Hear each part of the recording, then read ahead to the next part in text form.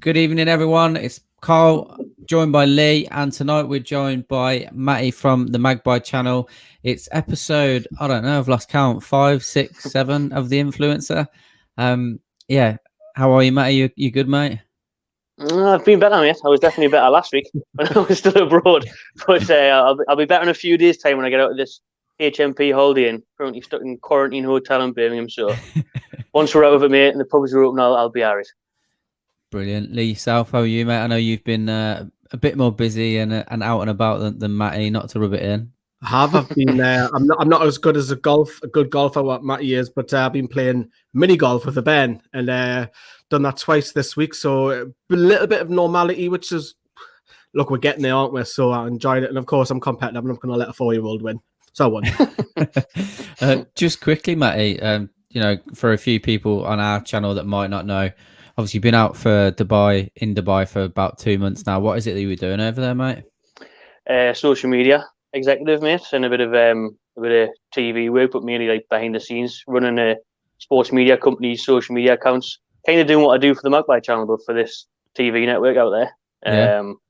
So doing a bit like vlogging, doing a bit like content creation, ideas, putting stuff out, like a bit of a Premier League roundup show for this like Arabic channel over there. So it was decent, but had to come home. Unfortunately, a couple of things going on back home that I had to sort out, a couple of nightmares happening in the background, and then I was waiting for hopefully the red list to be sorted out, so I could have came back home without having to do this hotel quarantine. But it doesn't look like it's going anywhere, does it? So I thought I'd have to bite the bullet and come back now, because it's definitely not cheap being out there. Put it that way. I'm skint now, absolutely skint. Yeah, I won't say how much you've spent. I know you've done that on Twitter, but like, is there any reason for that? Because I swear it doesn't usually cost that much. Is it just because you've got no option? It's the government rules. You get off a plane and they escort you to the hotel. You don't get a choice of where you're going. It's just £1,750 for 10 nights in a government approved hotel. It's an absolute joke, man. You get your security outside, which is mad unnecessary. You get 3 meals a day, which are all absolutely lifting, and you get 2 COVID tests, and then you can go. So literally, it is like being in prison. HMP. It's worse because prisoners get an hour exercise a day. You know what I mean? 3 meals as well. They get to mingle with other inmates and play cards and that. You know, I'm stuck in here by myself watching the golf. Sick. Don't have to pay a delivery fee on Stella. Yeah, more negativity, unfortunately, coming over to Newcastle, mate. Well, I say negative. It was actually a relatively positive weekend with the result that we've got. What did you make of that game? What was different? You know, how much credit did you give to Steve Bruce as well, if any? I don't know. I do think Brucey does deserve a bit of credit, or someone whoever made the decision, one of the Steves in the backroom staff, because they obviously switched it back to the wing backs, didn't they? And it worked massively. You know, we waited ages to see Matt Ritchie come back into the fold, and I think he proved his worth. I mean, when you're in a relegation battle, you need characters like Matt Ritchie. You need that leadership. You need that person who's going to grab the game by the scruff of the neck. I don't know if you've just seen his little celebration where he was like heading the goal in when it was about to Joe Linton, and then they got the equaliser. That's what you love to see. That's what we need to see. I think we had more shots against Spurs than we have against anyone else this season. Yeah, I think I read. So that shows the use of those wing backs, balls into the box. Joe Linton had probably his best game yet. So my question is, where did that come from? How can you have the state of the Brighton game, one of the worst performances I've ever seen in my life, to a very decent performance against a side pushing for top 4? Where was the determination and fight before that? It's Newcastle United doing it. We'll probably get back to the usual 0-0 on the weekend against Burnley. Yeah, you're absolutely right. It is completely, ridiculous how far apart the two performances were. With regards to Joe Linton, do you want to see him continue in the side, or is he someone that you didn't want to see in the side for the Spurs game? I think he has to continue now. Hopefully Wilson's fit, because I thought the link up between him and Gale, especially first off, was quite decent. Absolutely. Obviously Gale had a great chance, was unlucky. Lloris just managed to scupper it off the post. Gale now, that new deal, how much has he got approved? Do you know what I mean? He's cushy now for the next couple of years, isn't he? So Wilson, if we're going to stay up, which I don't think we will, we need Wilson back. We need him firing him onto the goals. So Joe Linton's one of the best players of the day. He's got to play against Spurs, but if get asked this before the game, no, probably not. I'd rather had Ryan Fraser in there, but he was injured when so Joe Linton took his chance, and hopefully continues, because we'd love to see Joe Linton do well. Yeah, definitely. You touched on it there that you think we won't stay up. I feel the same way at the moment as well. I know Lee does after that Brighton game. I don't know for yourself, Lee, whether it's changed after the Spurs game. Is there anything that give you any sort of hope, or do you think, like Matty and myself, that it will just go back to as it was more than likely? I think it will. You look at the run that we're on. Yeah, it's a great point at Spurs, which we didn't expect to get now from. But you look at the run. It's 2 wins and 22 now. We've got to win games, and if it means that an own goal goes in 90th minute, I'll take it. If it means it's scrappy and Burnley, well, now it's Brexit football. So I do agree. Joe Litton has actually been playing much better of late. I totally agree with Renty on that. So for me, I would actually keep him in, and I thought I'd never say that 2 months ago. But Wilson gets you goals. Even if Wilson's 70% fit, you play him. It's as simple as that. Yeah. A tap in from 6 yard might keep you up. But I still think we're going to do, and your mind's still not turned. I know if we can beat Burnley, I think that's a big one, because then if you look at the next 4, 5, 6 fixtures after that, man, it's that run is horrendous. I can't say we're getting much from it, a point or two maybe if you're lucky. I said it months ago, man. Like the amount of grief I got from mainly on socials, like, but when I said Bruce Soutton, we were going to go down back in like November, December, and everyone was like, I didn't say that, man. Like we did well last season, got up with this, he's doing a better job than Rafa and all that bollocks. I've seen it coming a million miles off. And you just know that there's always one team that gets stuck in the relegation battle. And to be what were we, like 10 points clear of Fulham, not even that long ago, to be where we are now, it's a mess, man. Absolute shambles. Is there any part of you that believes that maybe Fulham aren't as good as what we've probably hyped them up to be? I don't dispute anything you've said. I agree as well that, Fulham play a lot better football than we do. But is there any part of you thinks that we could stay up? After Sunday, in a way, because I was surprised at Fulham's capitulation at Villa Park. To be honest, to be 1-0 up, not looking at much threat. Villa obviously missing the best player in Grealish, so for them to lose the way they did in our fight to get a point that was thoroughly deserved, probably should have got all 3 on the basis of performance. So it does give you a bit of hope, but I can, like Lee said, now I can just see it happening this weekend, where it's just same old. We'll just go to Burnley, bottle it, not try and play football, and they'll scrap it 1-0 or it'll be a 0-0. Definitely. Just coming away from the team per se, a lot going on today with the 1892 pledge. What are your immediate thoughts on it, Matty? Have you managed to catch up with much of it today? Charlotte rang us the other week. I'm sure she might have seen now that's all out, but she rang us the other week and filled us in on what the crap was going to be. And I first didn't know how to take it, to be honest. But when I look at it now, I can't really see a negative in it, because if it doesn't come to anything, the worst case scenario is that the money goes to charity. Yeah. Do you know what I mean? So if it's the case of someday we may get a position on the board, or we may get some control of our club back, then it's got to be worth a shot. Fair play to everyone at True Faith, the Nust and everyone else who's trying to make something happen. Do you know what I mean? Because there'll be a lot of graft that went into that. You've got to appreciate that behind the scenes, all the hard work, and they're only doing off the run back for the passion. So if one day we can get on the board, amazing. If not, it's only going to benefit the North East charities. So I think it's a good thing. The way I would look at it now is not to be too negative, but we've seen how easy it is to drop down the leagues. Not just mentioning Sunderland. You look at what happened to Wolves; they got back-to-back relegation. So if it came to the point where you were in League One and you only only going to cost $5 million to buy the club, then like it did for Sunderland, if you could get yourself in that position, then it's a bonus. Yeah, I agree. It's exactly the same conversation I had with my brother about it this afternoon. I absolutely agree. Will you be pledging any sort of money towards it that you have been the HMP Holiday Inn Express? Or I'm gonna have to try and get a refund off Boris. To be honest, like if they want any of my money, I've got out left. Can't believe that they're getting away with charging that much, mate. It's ridiculous. I've lost my train of thought now. So far this season, favourite player for Newcastle or best performing player for Newcastle this season? Yeah, best performing player for Newcastle. Darlow. Yeah, Darlow when he was in, to be fair. Darlow or Wilson in it, because without either one of those, we're already down for me. We'd be West Brom or Sheffield United. So yeah, I'd agree with Lee. I'd say definitely Darlow or between Wilson. Those two. It's between those two for player of the year, isn't it? Worst? Worst for me, it's probably Shelby, because he just winds us up so much, because I know there's talent there.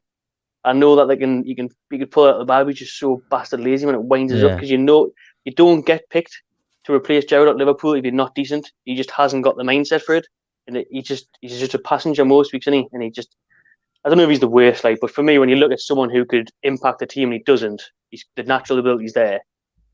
He's up there probably Kraft because he's not a footballer, is he? But I would go along with that. If you look at our centre midfield, only Hayden's really performed this season. Yeah. Sean's been very indifferent. Matty can't even get a look in. Jeff Hendrick is just Jeff Hendrick. Shelby's, you're right. You're right. When he's got all that talent in the world, he's not consistent enough. There's that area for me needs fixed next season. Whatever happens to the Longstaff, that area needs fixed. We need 2 out and out regulars who perform. I've asked a few people this because we have the similar conversation about John Joe, mate. Do you think that, for me, when I look at it, and I don't blame Rafa for this at all, I just feel like his game's changed ever since they tried to stamp the disciplinary issues out of him. He's lost that kind of bite in the middle. Do you think that had anything to do with it as well, or do you just think he's turned into a lazy bastard? I think you're probably right. It probably is a mix of both. I think he was getting questioned on it all the time, wasn't he? About, he's a hothead, he's this, that, and the other. But I think ever since he realised that he wasn't going to get picked for England back in 2018, when him and Lascelles we were all, bigging them up, he just seems to have lost motivation. I think John Joe is just at the point now of his career where he's just delighted to still be picking up the amount of money that he is per week. And I think it's said a lot about that interview. I don't know if he's cashed it with, I think it was one of Sky or Super 6 or something. That podcast, and he was like, "Can I see the point in running about me? Don't see the point in Leeds running about. What you're on about, John Joe? If you ran about and would put the graft in like Leeds did, maybe you would be in Leeds' position at the table. You would actually win games. Maybe it would be entertaining." Honestly, I can't stand the bloke, me, because I know that he can be decent, and it winds us up. Definitely, I agree. Like that, I'm exactly the same. Like, it's unbelievably frustrating because, like yourself and Lena, like, I'm a massive advocate of John Joe Shelby and the talent he's got. And like you say, when he's not doing anything, it's the most frustrating thing to see in a Newcastle shirt. So, just have you got any sort of score predictions for the Burnley game coming up on the weekend? I'm going to go 1-1 for the Burnley game, and that's obviously hoping that Saint-Maximin and/or Wilson are back. Because that Burnley are just going to frustrate you. It's going to be absolutely lifting. It's going to be really ugly. It's not going to be pretty. It's going to be a Sunday snooze fest. I'm actually going to miss the first hour, because I'll be on the train back from Birmingham, hopefully. But I don't think I'll miss much. Get on Sky Go. I'll try, mate. But what the train signals are like. I'll be losing every 2 seconds. But I think it will be a very scrappy game. I mean, if you look at the last 5 or 6 times we've played at Turf Moor, it's always 1-0, 1-1. 0-0, 2-1. So it's not going to be a classic, but I'm not even asked about the performance at this point. We just need results. So I will take an absolutely disgusting 1-0. I would absolutely love it. Just for Lascelles to pop up, bullet header, that'll do me. Because we just need points on the board. Because, like Lee touched on earlier, the run of fixtures coming up isn't very favourable at all for us. Going to Burnley, you've been to Burnley a couple of times, aren't you? It's the way ground. It's easy to get to because you're home in 2 hours. But the place is absolutely lifting. But the stadium, you saw when you go in, it's grey, it's wet constantly. It's all Victorian terrace houses around it. It's just a horrible place, Burnley. Sorry, Burnley. It is I've literally just put my preview out about an hour ago, mate. And I've literally been saying the same thing. I've just been rinsing Burnley. And at the end of it, I was like, I'm going to get loads of hate from Burnley fans. But I'm not asked. It's an absolute shithole. And it was hailstone and everything last time that we were there. Last time we were there, and I was in front of the old pole, couldn't see a thing. Spent a couple £100, couldn't see a thing. It was honestly worst away day ever. Burnley, hands down. Would you? Well, we should probably change the title to that afterwards. Would you start with the same formation that we did against Spurs? Definitely, definitely. Because like I was touching on before, for us to get a chance of scoring goals, that seems to be the best outlet of getting in the opposition box, getting in the final third. It'll be definitely an advantage of Wilson's playing, so he can make better runs to the near post and stuff. So I don't think you can drop Richie or Murphy after last weekend, 2 of the best players on the pitch. So you've got to keep that formation for me. It's been a lot better than that split striker bollocks on it. Yeah, definitely. If you keep Richie in and you keep Murphy in, are you keeping ESM on the bench?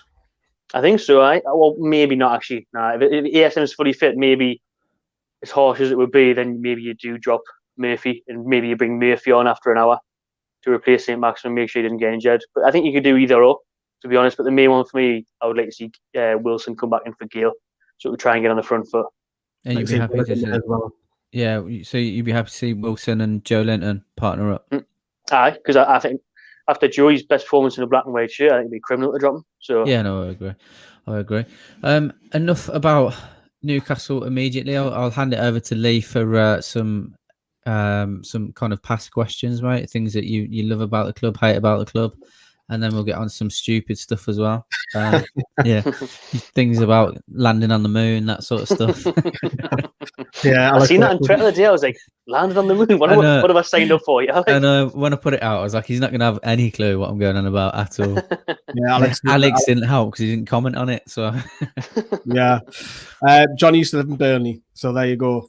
Lovely place in the world. Shout out, Johnny. Right, yeah, we'll go on. So we've got some Toon questions. I'm going to be firing that at Matty. What was your first ever Toon memory? This could be a match program, it could be a game, it could be watching a game, it could be a Toon shirt, out anything.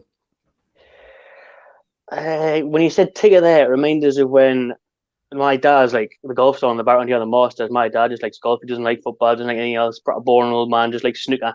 You know, but I used to have to beg him to go to the Toon games. I remember being in school and about 8, 9 years old, and everyone was banging on about Newcastle. Like, they give us the kits and stuff and that. But I was like, Dad, would you want to go to a Newcastle match?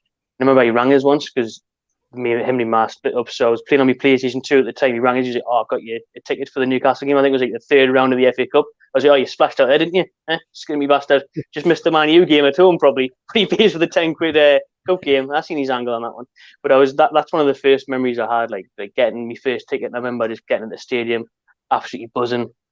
But he tells me that my first match, and he's got a picture on us, and I do remember it, was 8-0 over Sheffield Wednesday, Bob Robson's first game. So what a first game to guarantee that, do. And then obviously ever since it's been downhill, massively downhill. Yeah, that was the first Toon game. That was my second question. So I'll ask it because I've seen it on your channel that you're heavily into golf. Is that because of your dad? Aye, pretty much. I just stuck into the driving range, stuck into the golf course, because with them being split up, I'd only ever see him on a weekend. So, you know, it'd be like, oh, we'll go out to the driving range, no seeing it whatsoever. You know, may have absolutely hated it, but it worked out all right. I like it now. I used to find it a bit boring, like, but I must be getting old, so I've got it on in the background. So that's how I got into that. Like, but I had to drag him to the Newcastle matches. I remember when I used to celebrate at the games and all, go mental. He'd just be sitting down, proper bored of his tits, just sitting there, put a pie in his hand, sick of his life. Things you do for your bands there. Aye. Favorite ever Toon game? This could be somewhere you attended, you seen it on telly. What's your favorite? Do you know what I used to love? No, I used to love the UEFA Cup games. Me back in the UEFA Cup days. I think it would have been Glen Road, like 06, 08, that type of thing. When we used to go on level 7, so me and like my mates from high school used to be in level 7. Used to be like, I think it was Giuseppe Rossi and Sibierski and that was scoring against like Fenerbahce and that, and the atmosphere was mint because obviously level 7 used to be right next to the away fans, and it used to just be a mint atmosphere with the foreign fans. You know, the mental, the Turkish, and I remember Club Bruges were there as well. Like some class nights like that. So that's what I want back, big time at St James Park, man. European football, European nights. And it doesn't have to be Champions League; it can be Europa League. Do you know what I mean? I'd be all for it. I mean, I'll take an under 23 game at St James's Park right now. That's how much I want. It's only normally me and you there at them ones anyway, mate. No. Who's the best player after Shearer? The reason why I put Shearer there because everyone says Shearer. So who's the second best player in your lifetime after him? Ooh.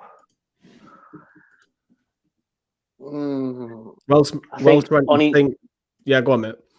I think on his day for me, what Ben offered to do was just unbelievable on it. It was just magical. Like, you couldn't believe what you're watching sometimes, like with Ben Arthur.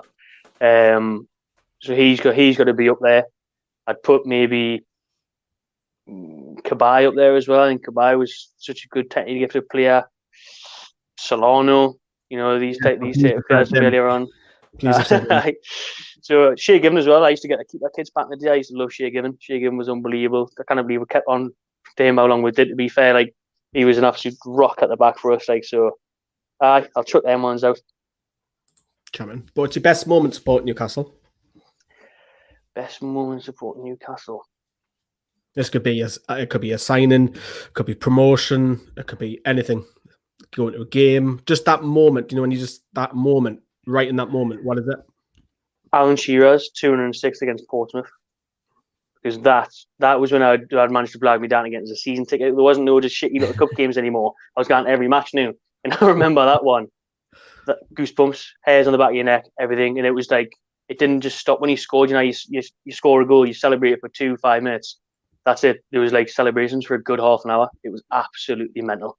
So I'd put that right up there. Like, and Shearer always says the noise that went round, because when You'll back healed it and he's running through, then he scored. He always goes on about the fans, doesn't he? That the noise was absolutely incredible. Aye. Flip a question though, a negative one. What's your worst moment? Now, I'd say now is right up. Now is honestly right up there. The last few months has been right up there. I'm telling you, like Sheffield United, Brentford, and just now under Bruce, because we can't go. So I'm having to put up with this shit in front of the TV every week. At least if I can go and express my emotions. I can link up with my mates. I can get pissed. I can go on away days. Now we're stuck in the house, paying for Sky Sports, watching this bollocks every week, watching no shots, watching how bad it is. So this is right up there. But if I was being serious, I'd have to say probably the first relegation. I cried twice. I cried twice as a Newcastle fan, and the first time was Villa when we got relegated, because I just didn't see it coming. Because we had the likes of Owen, Viduka, Martins, Shearer was in charge. It was a dream on it, but it was a nightmare because we went down, didn't see it coming. Thought we'd just stay up. It was right the week before now, actually, when we got a goal disallowed against Fulham. We got absolutely robbed, and I think then was like, oh, okay, this is happening. This we're going to guarantee it.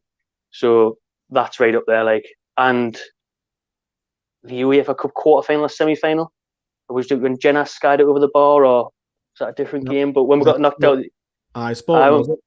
When we got knocked out the UEFA Cup, it was quarters or semis, but that was just heartbreaking, because I fully thought we were going to go on and win that. Like, didn't Dyer score first away from home?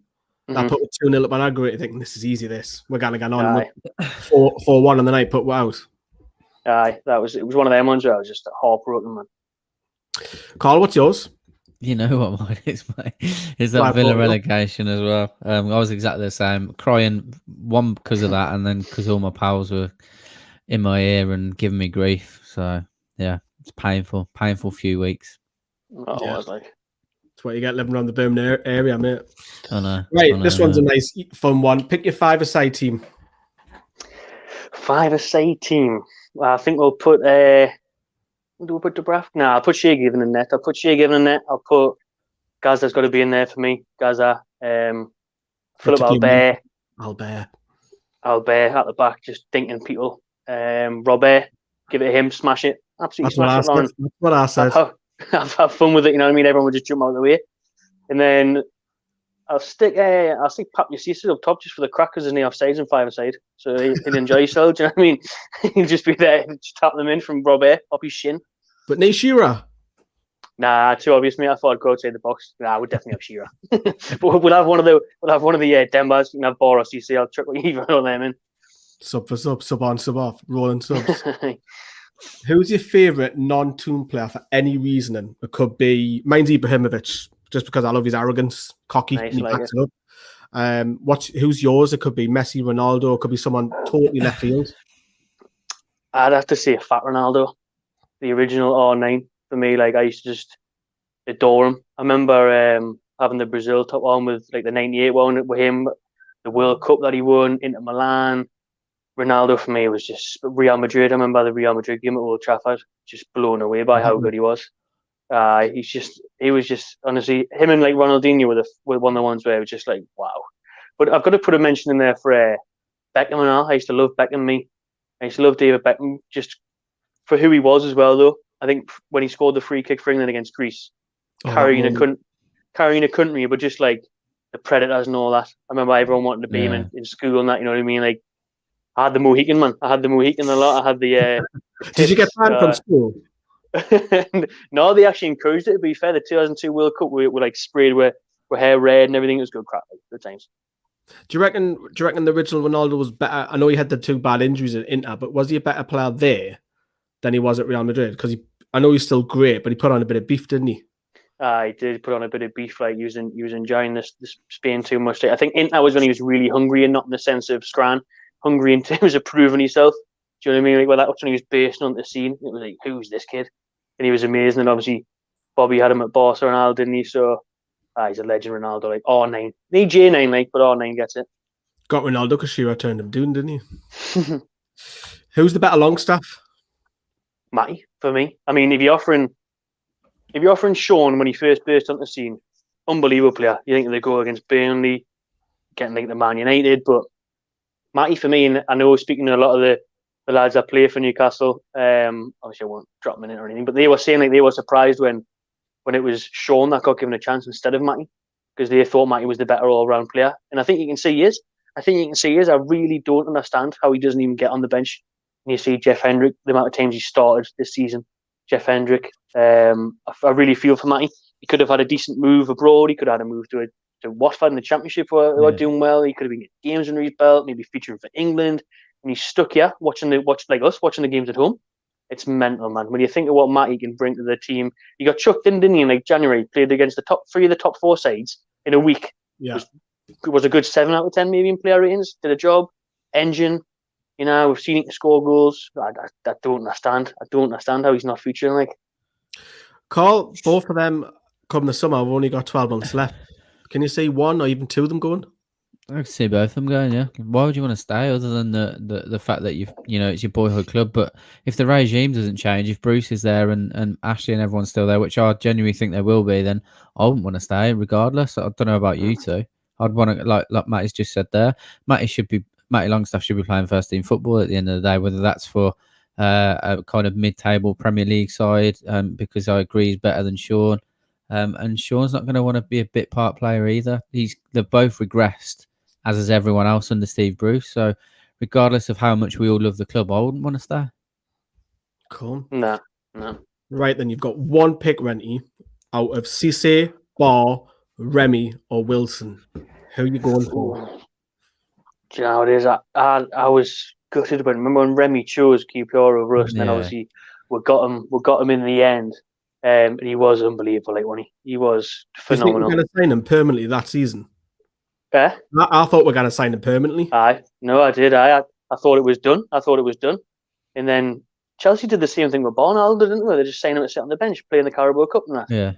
Crazy, man, but that's the power of being in the capital and offering big wages, I suppose. But in terms, I think Barr's impact as well when he first came, because, I remember he got off to a bit of a slow start, didn't he? And then he scores a hat-trick against Blackburn.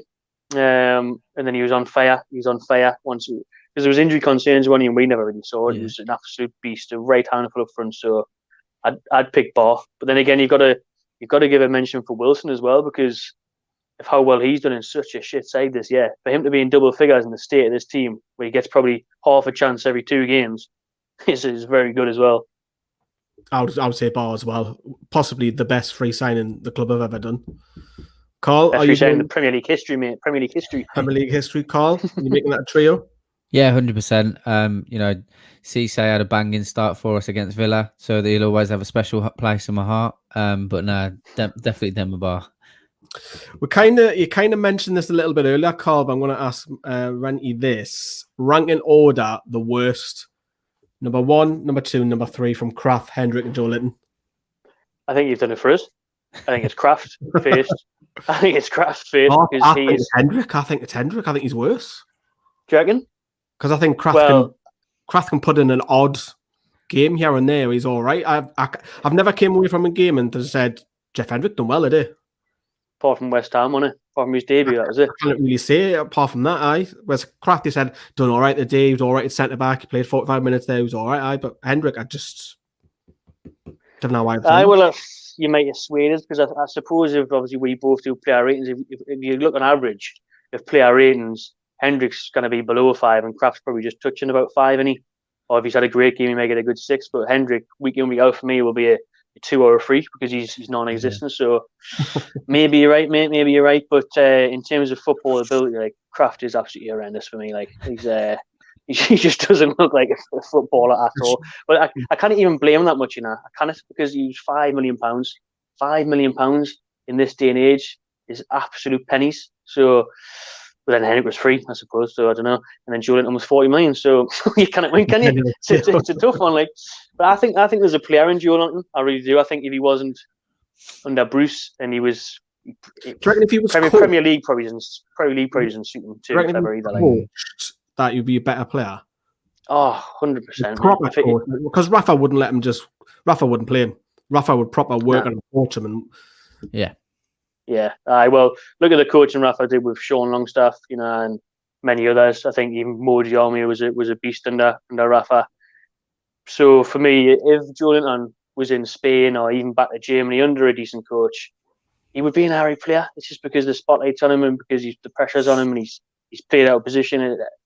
It's a recipe for disaster, isn't it? This is a tough one. Keegan or Robson? I've got to go Bob Robson for me, because I've seen more of that. I've seen more of Bob Robson. That's what I really grew up with.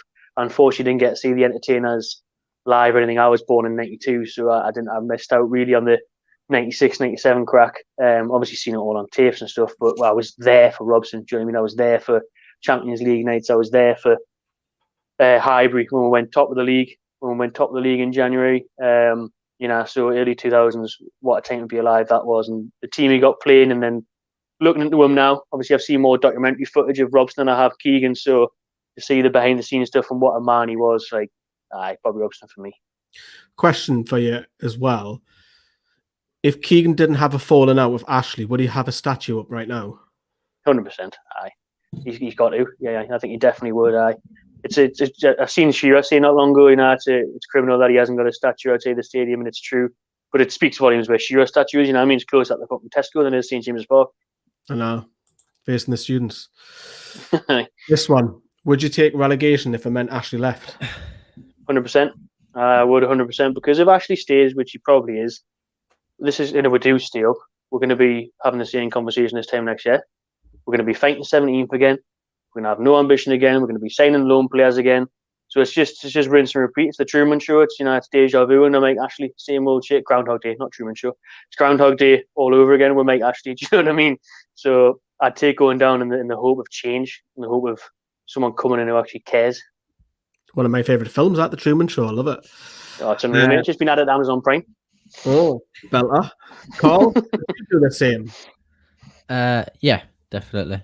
I think it would kill us to do it. Don't get me wrong, because you never want to see your side relegated. But hindsight's a beautiful thing, isn't it? Absolutely. It's like you said, we don't want to be having how much negativity have we all been doing on our podcast week in, week out? It's the last thing we want. It's been tough, like Matty said earlier, because we've all been stuck at home watching it. But it'll be great to get back into grounds, but that'll soon wear thin as well. It'll just be a case of us all going out on the piss all the time. Because at the minute, I think we're going to be getting both on. We're going to be getting relegated, and Ashley's going to stay. So I'll take Ashley leaving at this point, mate. I didn't think getting the ground. I think Henry Winter, when he tweeted the other day, there's one club objecting the fans to come in for that 37th game. That's definitely us, 100%. Oh, definitely us. There's no other team that wouldn't want fans in, because if you're thinking about it, Fulham are going to want to use it, and they're the only other team in our position. Maybe Brighton, West Brom, Sheffield United, right down, who in the top 4, top 10 wouldn't want to see the teams come back in when they've got nothing really to play for, and the top 4 push us, so they'd be wanting fans in. There's only one who would benefit, and that'd be Ashley and Bruce, wouldn't it? So I'm not sure if one out of the other 90 would stop it happening, though. You'd hope it wouldn't. We've got to do a majority vote, have another 14 and upwards, and then you do it, didn't you? I think so. Right, so we'll see. Where do you dislike? I flipped this question because we're done. We asked Alex, where do you like? I flipped it around. Where do you dislike watching the game from the ground? Level 7, because I'm scared of heights. Do you know what I mean? But no, I think I didn't like being right on the front row. It's good when you see the players warming up, but if you're right in the front row and you're behind the nets, it's not good. Especially when Newcastle are playing at the other end, you cannot see it out. So I'd have to get see a refund on my season ticket then, I don't know. Well, at least you should have seen. I don't know if you've seen any of our away vlogs last season. The amount of times I got chucked front row or second row, I was fucking furious. Yeah. I had a group allocation with Paul and Kyle, and Paul's got classed as a disabled ticket, and I was chucked front row all the time. Like, I can't fucking see out. Yeah, what's the point in this? And honestly, I thought, nah. So I separated myself a group away from them. Guys, right, lads, I'm going to sit on my own if I have to. I'm not getting put front row. I would agree. But I'll tell you where also, the very top of the Milburn, it's like sensible soccer looking doing. You cannot see. The last time I was there actually was for, I think it was Steve Harper's testimonial, some random testimonial like that. We left after about half an hour. We went on the piss instead because I couldn't see a thing. And I was like, this is boring, is it this? So we just went. But I couldn't sit up there every day of the week. Nah. No, I couldn't. Carl, where's yours? Where do you hate? Well, now where I sit, like I'm literally in the front row of the Gallagher. I'm about three seats right of the goal. So, yeah, it was a bit of a piss take. First game of the season against Arsenal last season. Getting there, just top half was dry. The rest of me was absolutely fucking wringing wet. So yeah, it was a bit of a ball ache. At least you're in the Gallagher though, mate. At least you're in the Gallagher, not the Leazers instead. You get noised. The last one before Carl will take over with the funny ones. What's your favourite away day? Ooh, Spurs' new stadium lives long in the memory. Like, what a day that was, you know, because the weather had like Dubai weather on that day. It was absolutely boiling, and the stadium was lush. I was just blown away by the stadium. Then to have the result afterwards, Joe Linton scoring. Nobody seen that coming, more so than anybody seen the draw coming last week, maybe. And like to get a result there was class. It was just a mint day all round. It'd be hard to top in a way did that in England, I think. I like Old Trafford when we always go when we went 2-0 up. We went 2-0 up, we ended up getting beat 3-2. Shoes off. So the away days is what I miss most, you know, about same as me. It's killing me. It's horrible. Like and I used to do a lot more, and I normally go to every single one. We normally try and go to about, I don't know, half a dozen or 10 a season or something, and I used to do most, and so it is by far the best thing to do. Like, I would agree. It's like you're buzzing. It's you're getting there. You know, you got your filming coming. You're getting pissed. You're seeing the city. It's the way day. I know the result put you in a bad mood on the way back, but sometimes I'll stay over as well and make it for like a couple of days of it. It's just an event for me. I love it. I much prefer going away days than St. James's Park. I know that sounds crazy saying that, but it's just the whole build up to it. I love it. No, I'm with you on that, because when we first go back to St. James's Park, probably not under these circumstances, like with Bruce and the absolute shit show that it is, but normally, like, St. James's Park is class, but then you get into it, don't you? You're used to it, you have your same little routine, you'll probably run 5 minutes late now and again, like, but it's a weird day, it's something new, it's a new place. Obviously, you might have been before, but it's something new every time you look forward to it, make you say, we love to make a weekend of it. Any chance we can get, we always gone down on the Friday, stay up the Sunday, that type of thing. Like, I was buzzing Leeds came up with me, buzzing when Leeds came up, wanted to make a weekend of Leeds, and we haven't been able to do that yet, so hopefully next season. I was hoping to be home in an hour and 15 minutes. I was like, get it, happy days. Yeah, nah. Don't worry, we got Middlesbrough next season, we're fine. I'll be up for that, mate. Like, I hope Middlesbrough come up with me. I hope Sunderland come up as well. Carl, it's over to you. Yeah, well, any away day is fine for me because it's less driving. Do you know what I mean? Fucking 7-hour round trip every other week otherwise. Oh, it kills me. I think. Do you remember that game? Renty, you'll remember this. It was a late one against Arsenal. Monday night, probably. Yeah, you had EFTV out there. Claude was there, God bless his soul. I had my laptop there and I was there till about 12:30, 1:15 in the morning, just trying to get everyone's videos. And then it was half an hour walk to my car. Oh, nightmare. You kind of park near the ground, can you? And then I drove back home, but I had to keep stopping because my laptop was draining. So I get another video back up at the petrol station, what have you, just chilling. And I got home about 9:15 in the morning and I started work 45 minutes later. It was fucking tough. Oh, nah, I didn't know how you do that. Like, I didn't know how you do that. I remember when that same night, that Monday night against Arsenal at the Emirates, we were the same. We didn't get back until about 1 a.m. But me and Keg booked the cheapest room we could find on booking.com, and it was an absolute dive. It was like some mad little hostel place on next to King's Cross. It was lifting, like, had graffiti on the walls and everything, tiny little bed. You know what I'd love to, you know, you whinge at the time. I'd love to do it. I'd love to do it this weekend, put it that way. Right, then we've got some funny questions over at you, Carl. Yeah, apologies, mate. Oh no, I've given you a stick about the hotel already, but it's not personal, I swear. Recommend us something from the hotel, mate. You cheeky bastard. The pizza. The pizzas. Chicago Town, and now for a fact it's Chicago Town. It's got a little tomato film in the crust. So I have the pizza, mate. Have the pizza. That's about Fair as good enough. as you're gonna get. It's that or a microwave meal, like. This is from Lee as well, so this is from me. Favorite wall to look at in the hotel. I reckon this one, because it's got a bit of character about it, you know what I mean? It's on an angle. Sometimes you whack your head when you get out of bed, so it's dead good. Oh dear. On to this next one, mate. Do you think aliens are real? I bet you thought you never had that question. I didn't realise I was coming on the X-Files podcast, like. Yeah, it's just you'll just get loads of random stuff on here, mate. No, I'd actually do, you know. I do think aliens are real. I'll put it out there. I'm all for it, me. I think there'll be something else out there. I'll say aliens are real. I'll go for I it. reckon there's some dodgy stuff happening UFOs in America, Area 51. Well, you see it, don't you? There's like the odd things that are captured on you know, behind the scenes footage, documentaries and that. It's funny how they're all in Texas and not in Wall's End and that, like, innit? But I don't know, like, I think there's probably something out there. The truth is out there. Yeah, definitely. We asked Alex this same question coming up, and obviously I tweeted about it earlier. Was the moon landing fake? I think it was, you know. I think it was. That's evident. Evident. Sorry, that it's real and it's fake. Like, it's done in the studio, man. Do you think that as well? That's what I think. Studio settings.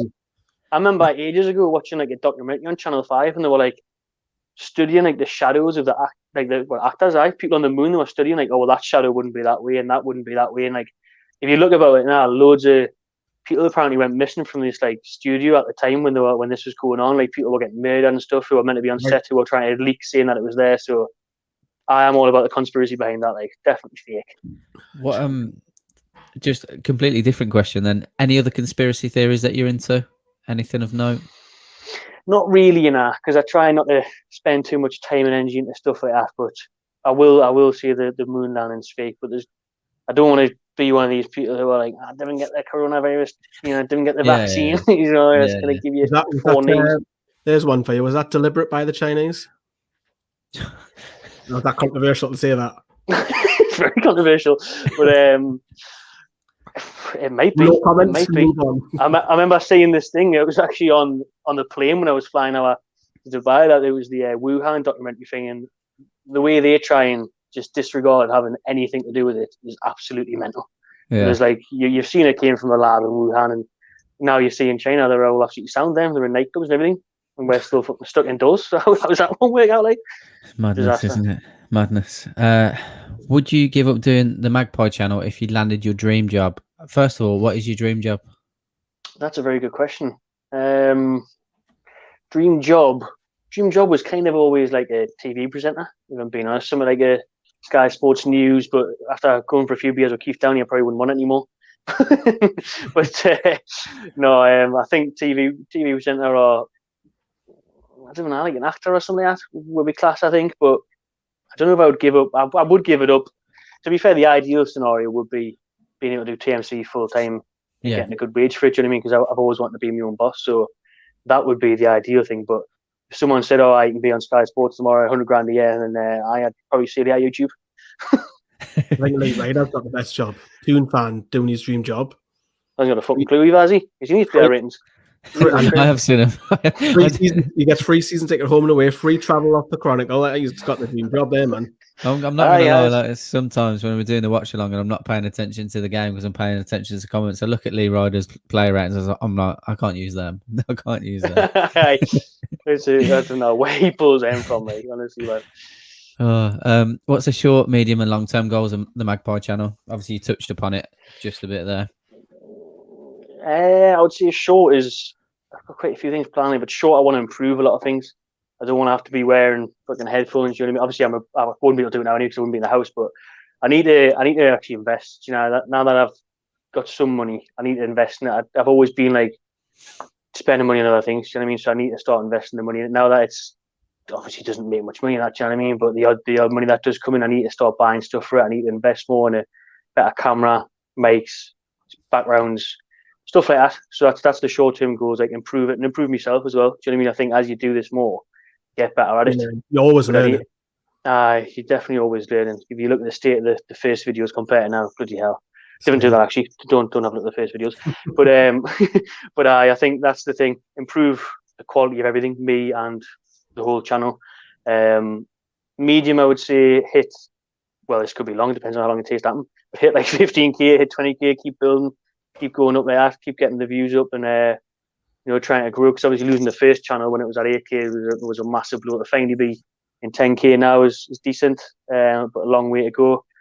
Long term, I touched on it before, would be full time, to be able to do what the likes of AFTV do, United Stand, all of them, even a quarter of them, because obviously they've got 1 million subs each. Do you know what I mean? So to get anywhere near like quarter, half of that, to be able to do it. Well, that's your job. You wake up, you're your own boss. You do the videos. People enjoy the content you put out. You make enough wage to live by. Then that's the dream. Like, he has a question. I just came to that because I seen Terry from the Football Terrace. Congratulations to him. If someone came, like if it was our channel, your channel, or Gallagher Shots, any of the Newcastle YouTubers, and said, "I want to buy your channel," and we're the bosses, would you do that? So they give you, I don't know, 50k for your channel. But we're the management. I don't know if I would, I don't know if I would, because it's that horrible, it's that evil on your shoulder, isn't it? Because they might start saying, "Wait, well, we don't want you to swear in this video." I'll write them, Renty, I know you used to do that video like that, but now I want you to do it like this. And then people may not like it, and people may say, "Oh, you're sold out, you've changed, whatever." It's a home, because you'd be like, "Oh, wicked, 50 grand, class." But then that 50 grand is not going to last forever. And then in 5 years' time, the channel might deplete, the bosses might give up, they might not want to fund it anymore. And then you're back to scratch. Like, for me, I want to be my own boss. Like, so that would be taking away a lot of the goals. Is that what the crack is with the Football Terrace? Like, is this been taken over? Yeah, Terry's just got himself. They've been literally landed a full-time job in I think it's a media company. So he's gone full-time now. Although his channel's brilliant, and I bet he makes loads of money anyways off it. Just seen it a few days ago. So seen it on Kendall's. Fair play, like. I just think fair play. It is a class for them, but yeah, I'm the same. If it was me, not a chance. Especially with like yourselves being in charge of your own channels already. Like the content that you both put out. Obviously, I know I've joined the channel only a year ago, but coming to yourself, mate, like the content you guys already put out, with you admitting that you've probably not got the best equipment. People already love your content. Your trajectory is already going up like that anyway. So just making that small investment. 5-6 years time, you'd be making 50 grand a year a piece of piss. Do you know what I mean? Like, exactly, mate. Exactly. If it continues to grow, and if both ways, well, like if a takeover happened, and then we'll reach a bigger audience. Yeah. That's where I think we struggle. Is we're not relevant. We haven't got, and this is no disrespect to anybody, like plastic fans. We've got fans that, I mean, why would you support the tune? Exactly. No one gives a shit about Newcastle unless you're in Newcastle. Obviously, we do have a following around the world and stuff, but it's nowhere near on the scale of like Man United or Arsenal. Because I believe if I was doing what I was doing now, instead of Newcastle, I was doing it for Manchester United, I'd be doing it full time. No doubt about it. I would totally agree. If you're a top four side every season, European, you're on telly all the time. You've used, and you look at channels. I mean, look at the Spurs boys. Brilliant. We are Tottenham lads. They've jumped massively. Yeah. In the space of 2 years, and credit to them. They're on 60,000 subs already. Because of the graft, and also helps being a top four side. I think both of our channels would be up there if we were winning or at least competing. Exactly. If we're in the news and we're competing, because nobody cares about little Newcastle battling relegation, do they? Do you know what I mean? So that's what we need, and that's why I wanted the takeover to happen. First and foremost, as a fan, if I wasn't doing YouTube, obviously you'd still want to happen. So you'd be up there winning games instead of drawing 0-0 every week or getting beat. But that's what we need to take at the next level for me. Like, to be honest with you, we need some hope, and we need some more attention on winning instead of being down there in the dumps all the time. Definitely. I know we spoke about some of it briefly, but let's just say magic wand, what your dream scenario be for Magpie Channel. I know you've said that you'd want to be working for yourself, but let's just say you can do anything. What would you want to be able to do for the channel? Like absolute max. The max would be getting a takeover, getting a good side, and being in Europe. What I would love to do, nothing more, would be to jump on a plane every other Wednesday to a European city and go to cover Newcastle, interview the fans, interview the players, or just vlogging it. I couldn't give a shit, just vlogging it and stuff. Getting on a plane, going to watch Newcastle versus Valencia or something. Do you know what I mean? Going to watch Newcastle versus Ajax. going to that would be the dream for me. Like if my life would be wake up right Monday, do the build up to the Wednesday game, Wednesday fly out, watch that game, come back Saturday, go to the away game. I couldn't think of anything much better, to be honest. Like if that was bringing in money to afford that and afford the rent and everything and have a decent life, then that would be the dream scenario. Like we were even contemplating going. Now, when Rafa used to take the lads over to Dublin, we were going to go to Dublin for 4 or 5 days just for the experience. Let's go to Dublin and we'll just film around it for 4 or 5 days because anyone was allowed in. That's a great shout, actually, because you probably would have got good access to the players and that as well. Yeah, but unfortunately, none of the rest of the lads could afford it, which was like, I'm not going to have my own. That's a good idea. That I like it. and apart from last year, we ended up going to Preston or something instead, didn't we? Okay, now remember that Brucey at deep day on the pissing down rain got beat. Fucking hell. Do you have any plans to expand, or are you happy with how it is currently, mate, in terms of Magpie Channel? Do you know what it is? I like getting people on board. Like there's different, obviously, people that were getting bored, like Kenda and plenty will still do the fan cam and stuff now, and we'll have people who jump on like Big Uggs and Geordie and stuff. But I'm a bit of a control freak. Like, can't lie, I like being in control of the channel, and because I like accountability. I'm big on accountability. Yeah. So if something goes wrong, I don't want to be like, oh, that's his fault. That video didn't do well. What's his fault? I'm like, right, well, that was shit, Renty. What went wrong there? You know what I mean? Like, I like to be in control. I like I'll do everything. Do you know what I mean? I'll do the editing of the videos and stuff. Obviously, Keg does a lot of the editing and that as well. But if it's my video, I'll edit it. And I shout out Keg. He does all his stuff in predictions, and he runs the StreamYard and stuff behind the scenes. So he's a big asset to the channel. I couldn't do without him. And obviously, when there's fan cams, he's the one holding the camera. But I don't know. I like it the way it is, to be honest. But I think obviously, if it did get huge, then you'd have to kind of rein it in and get people in, because when you look at, obviously I know Robbie well. Robbie's operations at EFTV is mental, Yeah. The stuff that goes on behind the scenes there. Like, he's got his big office in London. He's got about 30, 40 people employed on a wage. It's crazy. Even look at the Red Men boys. I mean, look at how professional they look. It's crazy. They were like when they like the originators, weren't they? I didn't know. Yeah, they were the first, and they've got like people on full-time wages and everything like that. It's crazy how they are. I know this is off topic, but do you think, because it is for us, StreamYard was a lifesaver? 100%. I wish this time last year I got shares in StreamYard, then I'd be able to sort myself right out, wouldn't you? Do you know what I mean? Like, no one had heard of it this time last year. And then now, it has been a godsend in the way. Like, I mean, I had actually planned to do some watch-alongs for games that we couldn't make, for like the away games, but we couldn't make. So then when it came around to it, it was a bit of a bonus, but what I would do a vlog instead of a watch along, to be honest. Like, yeah, definitely. Praise, criticism. How do you deal with them both, mate? Oh, man, I couldn't give a shit. Now. Like when I first started, it really bothered us because it was something new, something that I didn't know about. Like when, I'm not trying to bring myself up or anything, but when you put yourself out there, and then all of a sudden people are recognise you, or like people are commenting, everyone's gonna have an opinion as well, especially when you're new. I remember first doing it. And I was doing it in my house, and people were like, "Oh, who's this dickhead doing it on his bed? Thinking he knows his talent. We think he's Mr. Newcastle and that." And I was like, "Oh, no, it's a bit harsh, isn't it?" You know what I mean? I was like, I got it. Well, you're probably seeing it on Twitter. I got it for good 12 months, at least 12 months. The amount of stick. I mean, poor Binksy gets it now. For his vlogs, but it was me originally because I was the new kid on the block. So I think everyone goes for it. That's what it was. It was worse at the beginning. Now there's hardly any. Surprisingly, because I'm a bit of a weirdo, there's hardly any of you.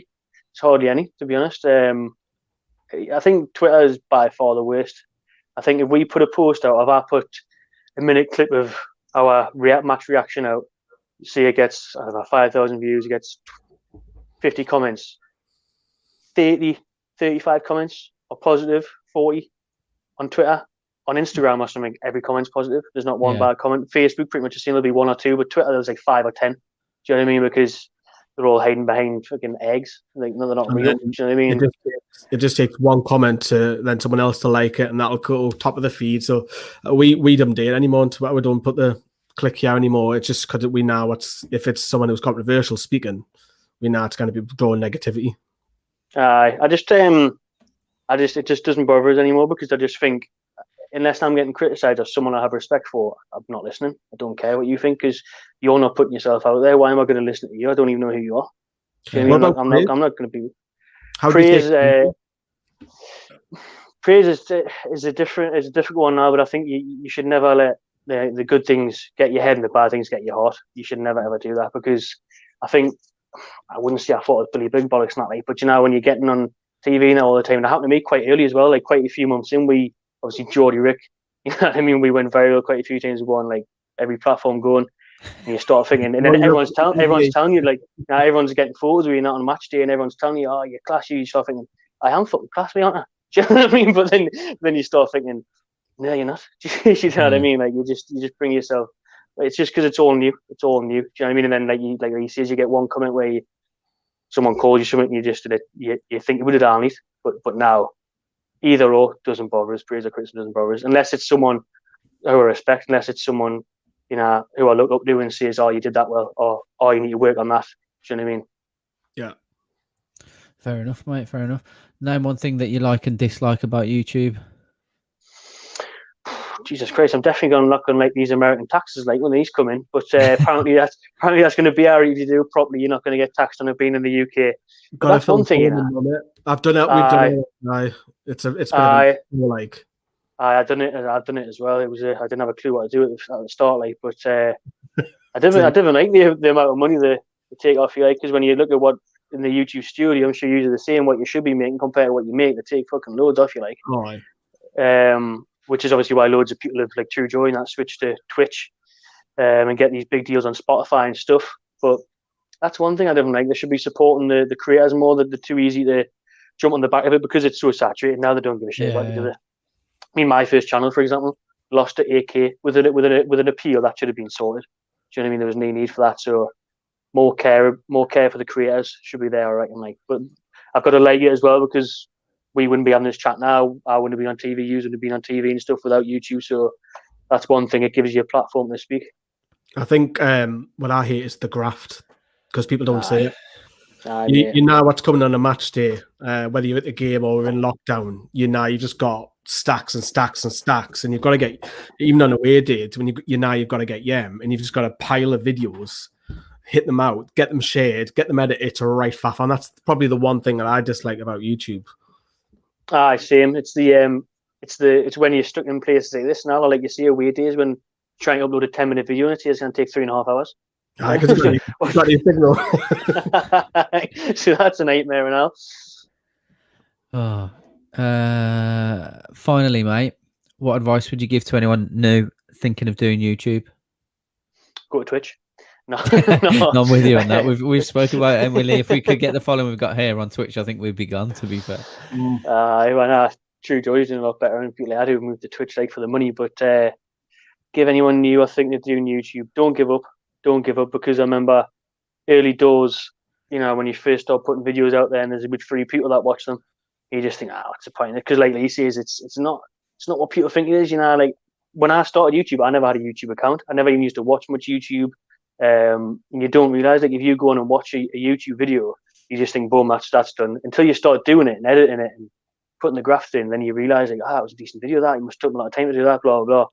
So when you're starting up, just different listen to the naysayers, different listen to the haters. Stick to what you know, what you want to do. Give everything a try. Be yourself and go for it, and see how it goes. Give yourself at least a year, 2 years. See how it goes, because you never know where it could take you. Do you know what I mean? If you believe in yourself and you just be yourself, put it out there, see how people react to it. Definitely. I know that I said that was the final question. I will just ask you one real quick. Do you... Lads, I'm not going anywhere. I'm stuck here for I 3 days. just think that, to be fair. We can just carry on all night. But might as well just sneak me in. I'll bring some cans around, mate. What I was going to say, do you focus more on yourself, or do you follow many of the Newcastle channels as well? Do you take any do you look at other things and think we could do things like that, or do you focus on yourselves? I've got to be honest. I'm always honest, me. Like, so when I started the channel, I honestly didn't use what there, because the reason I started the channel was because of watching like these AFTV clips on Facebook and stuff. Like, I say I wasn't big on YouTube. I seen them and I seen, well, why isn't anyone doing that for Newcastle? Someone should be interviewing the fans out to the ground. And obviously when I started it, and then when you see it, and then obviously you are coming up straight away. When I was putting on like Newcastle Fan TV or something like for my own video, you would be there on the side when I was watching my video, uploading my video, and I'd be like, oh, what's this? And then I would look on it, and then when we're seeing it, and then from there, do you know what I mean? Then that's when I realised, and obviously you know, I'd see you doing stuff, and the only thing I had planned was to interview fans. That was it. I didn't even think about doing previews, reviews, podcasts, any of that. And when I seen like you doing stuff like player ratings, and obviously Robbie, because I linked up with Robbie very early on, and I seen Robbie, and Robbie was like, "Right, what do you do?" And I said, "I just need to be the fans, mate." He was like, "You're taking the piss." He was like, "You need to be doing this, this, this, and this." And obviously, seeing you are putting out loads of videos all the time. Do you know what I mean? So you look at that. And I'd be lying if I didn't say, you know, you take inspiration of it, because the fan TV channels, obviously everyone does kind of the same sort of mold, don't you? I mean, look at now, there's loads just for Newcastle. I mean, just loads 20 across the Premier League. The amount of people that do previews and player ratings and everything now is nuts, to be honest. But I think you take a leaf out of people's book, definitely. But you also got to try and create your own. Do you know what I mean?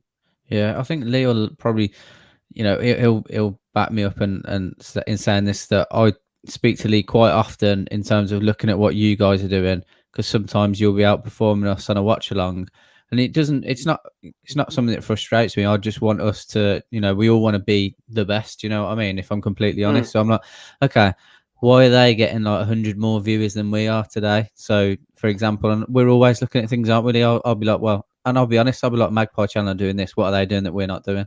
I think everyone's good at their own niche as well. Yeah. Like, I like how we've got the last word. That's like our thing. A lot goes into that graft behind the scenes, but no one else has it. I think everyone has their own niche, and people like that. Like, other channels have got like podcasts and the banter that they have, or it could be like the Tune Review poll that has that Four Horsemen.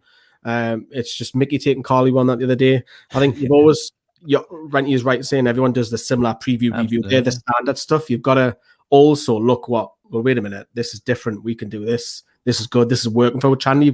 You've also got to test things. And your video might only come up with 600 views, but at least you've done it. Exactly. That's what it is. You've got to just throw shit at the wall and see what sticks. So, because then you'll see who likes it, what went wrong, what could you do to improve it. But that's what I mean. It was like when I first started YouTube, I didn't even have my own account. I wouldn't even watch videos. And it's not just like views or anything. I wouldn't even have my own account to watch, you know, music videos on it or anything. I was so like alien to it all. I didn't have a clue. I wasn't even subscribed to AFTV or anyone on there. Do you know what I mean? Or Red Devils or any of them. I didn't have a clue about any of them. I'd seen the odd clip on Facebook and I thought, now what I'm going to do, I'm going to start interviewing Newcastle fans. I just went along and did it, and then it just grows. And you never know where it might snowball to, really. Like, are you how difficult are you going to find it now transitioning back to kind of match days, you think? Because obviously you do, I think I'll be right in saying that you're putting out more content now than you were previously, because you've got the time to do that. Like, how difficult is that going to be in terms of doing player ratings and things when you're at the game?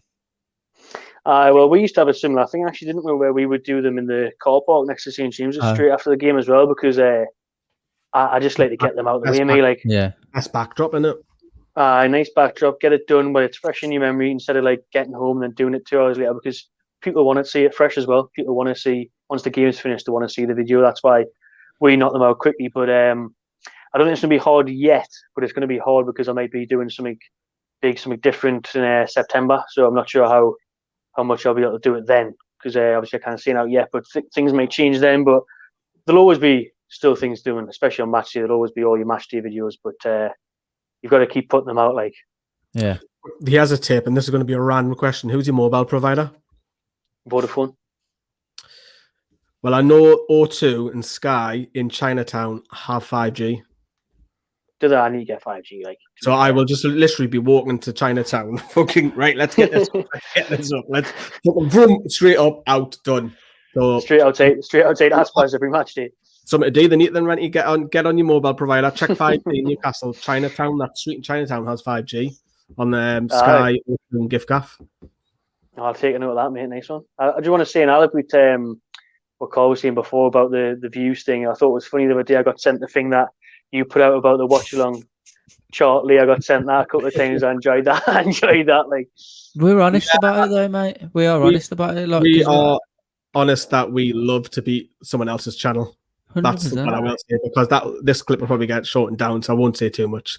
But yeah, we've had enough of that in the last 24 hours. Yeah, we've had enough of the stick on Twitter the last 48 hours. What we're doing anymore. I was I was glad I was away for most of that, like, 'cause I don't know what's been going on. It's we'll chat about that later, mate. It's yeah, but no, genuinely, like, we see your content everywhere. You know, when we're looking, like, you talk that when you started seeing our stuff. You know, when you were uploading your stuff. But yeah, I'll be honest. You know, I personally knows this. I look at your stuff and I'm like, okay, what have we got to do to get to where they are? Like, do you know what I mean? Because so it's great. We've got nearly 25,000 subscribers, but like Lee said, it's all about the views, isn't it? At the end of the day, when it comes to this. And I'll be honest, it's now you're at a level where you're struggling to get more because you're at that level. That makes sense. You cannot physically, where someone else's growth, if they're on a 2,000 channel or 5,000 subs, they've got a huge growth. Ours is slower now because we're at 25k literally, and we're kind of pulling 1,000 every month like we used to be able to back in a year back. That's gone now because we're platforms. Unless we get taken over and we'll carry all the plastics out. So please have that takeover, please. Let's get it done. That's what I was going to link it to when we talked about it earlier. Like, you'd obviously be able to go into 40, 50, 60k and that if the team was doing well and there was more tension on it. Do you know what I mean? But when you're stuck there like we are, then it is going to be hard. Who's wanting to watch Newcastle Burnley this weekend? Who's going to be going, oh, you know what? I'll check out the match reaction for Burnley 0, Newcastle 0. Exactly. Sunday afternoon. You know what I mean? Madness. But yeah, thanks to Lee and thanks again to Matty. Something that we've been wanting to do for a while, haven't we? To be fair, Lee, collaborate with the Magpie Channel. Yeah, we're going to get Matty on, if you remember, for the radio station, and then COVID hit. I do remember that. Right, let's get you on. Let's come to the radio station. Bang, COVID. Thanks, COVID. Right, it's much better now, isn't it, when he's out together and all. I think I think definitely. even interviews and podcasts and stuff are much better when you're in a room and you have that bit more crap. Like, but it's been a pleasure, lads. Good to link up. And Lee, I want that charity match again this summer. Like, we've got a few, so hopefully we'll get COVID out the way. Because when you walloped her, we just had a lot of tag-alongs. We didn't even know who's he, what's his name. I had no idea. I mean, we're just like, oh, that's my mate. What's he called? Barry, I'm Lee. It was literally like that. But we've done all right the last couple of years. We've beat Borough Fan TV. We've beat the Mackhams. So yeah, bring it on, mate. Bring it on. I look forward to it. Hopefully it's a nice day again. Look, last time. Perfect. Yeah, thank you for everyone for tuning in to episode 16, 17, 18 of The Influence. As I said, thanks again to Lee and Matty. Enjoy hopefully you'll be back up to Newcastle very soon, mate. And at least maybe you can get some sort of subsidy from the government. Who knows? But yeah, thanks again. If you haven't already, like, share and subscribe. And we'll see you in the next video. Take care. Bye-bye.